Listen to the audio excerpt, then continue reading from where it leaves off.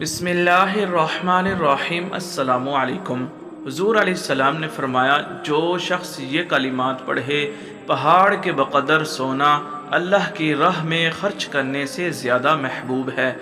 दोस्तों, आज मैं आपको एक ऐसी तस्बीह पढ़ना सिखाऊंगा, अगर कोई शख्स इस तस्बीह को पढ़ता है तो इसका अजर इतना ज़्यादा है कि अगर कोई शख्स पहाड़ के बक़दर सोना अल्लाह की राह में ख़र्च कर दे तो इसका अजर व सवाब ज़्यादा है।